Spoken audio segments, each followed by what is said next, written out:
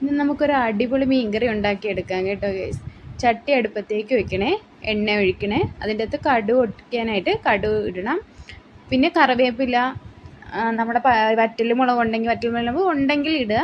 പിന്നെ 2-3 കഷ്ണം ഉള്ളിയൊക്കെ ഇട്ട് നന്നായിട്ടൊന്ന് വഴറ്റി വരണേ. നന്നായിട്ടൊന്ന് വഴറ്റി വന്നതിന് ശേഷം നമുക്ക് ഉലുവ ഇതിലേക്ക് ചേർക്കാമേ. ഉലുവയെന്ന് പറയുന്നത് വറുത്ത് പൊടിച്ച ഉലുവ ഉണ്ടെങ്കിൽ അതാ കുറച്ചുകൂടെ നല്ലത്. ഇപ്പം എൻ്റെ കയ്യിലില്ല, ഞാൻ പച്ച ഉലുവയാണ് ഇടുന്നത്. അപ്പോൾ കുറച്ച് ഉലുവയും കൂടെ ഇട്ടിട്ട് നന്നായിട്ട് നമുക്കിത് വഴണ്ട് വന്നതിന് ശേഷം ഈ കടുവൊക്കെ ഒന്ന് പൊട്ടിയതിന് ശേഷം അതിലേക്ക് നമുക്ക് അരിഞ്ഞ് വെച്ചേക്കുന്ന തക്കാളി, പച്ചമാങ്ങ, അതുപോലെ തന്നെ നമ്മുടെ മുരിങ്ങയ്ക്ക, ഈ 3 ആണ് ഞാൻ എടുത്തിരിക്കുന്നത്. ഈ 3 കൂടി നമുക്ക് ഇതിലേക്ക് ആഡ് ചെയ്തതിന് ശേഷം നന്നായിട്ട് വഴറ്റിയെടുക്കാമേ. ആവശ്യത്തിന് നമുക്ക് ഉപ്പ് ചേർക്കാം.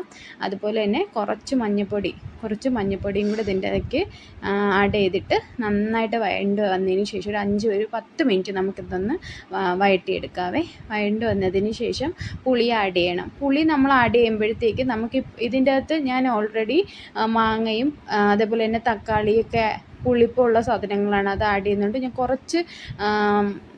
കുറച്ച് പുളിവെള്ളമാണ് ഇതിൻ്റെ അകത്ത് ഒഴിക്കുന്നത്. നിങ്ങൾക്ക് നിങ്ങളുടെ ഇഷ്ടത്തിനനുസരിച്ച് നോക്കാവേ. അപ്പോൾ അതനുസരിച്ച് നിങ്ങൾക്ക് ഇതിൻ്റെ അകത്ത് ഒഴിക്കാം. അപ്പോൾ അതിൻ്റെ അകത്ത് നമുക്ക് ഇപ്പം നമ്മൾ തേങ്ങ, അതിന് മുമ്പ് ഞാൻ പറയാൻ വിട്ടുപോയി, നമ്മുടെ മുളക് പൊടിയും മല്ലിപ്പൊടിയും ശകലം മഞ്ഞൾപ്പൊടിയുമായിട്ട് ചെറുതായിട്ടൊരു എണ്ണ ഒഴിച്ചിട്ട് മൂപ്പിച്ചെടുക്കണേ. മൂപ്പിച്ചെടുത്തതിന് ശേഷം നമ്മൾ ഈ തേങ്ങയും ശകലം ഒരു 1-2 കഷ്ണം ഉള്ളിയും അതുപോലെ തന്നെ ശകലം മഞ്ഞൾപ്പൊടിയും ഉപ്പും 1-2 കറിവേപ്പില കൂടെ ആഡ് ചെയ്തതിന് ശേഷം നമ്മൾ ഈ വറുത്ത് വെച്ചേക്കുന്ന മുളക് പൊടിയും കൂടെ അതിൻ്റെ അകത്തിട്ട് നന്നായിട്ട് അടിച്ചെടുക്കണം. നല്ല പേസ്റ്റ് പരുവത്തിൽ നമുക്കിത് അരച്ചെടുക്കണം. അരച്ചെടുത്തതിന് ശേഷം നമ്മളെ കയ്യിലുള്ള മീനിനെ ഇതിൻ്റെ അകത്തോട്ട് ആഡ് ചെയ്യണേ. ആഡ് ചെയ്തതിന് ശേഷം നമ്മൾ നന്നായിട്ട് എന്ത് ചെയ്യുക, അത് മിക്സ് ചെയ്ത് യോജിപ്പിച്ചതിന് ശേഷം കുറച്ച് എണ്ണ ആഡ് ചെയ്യണേ.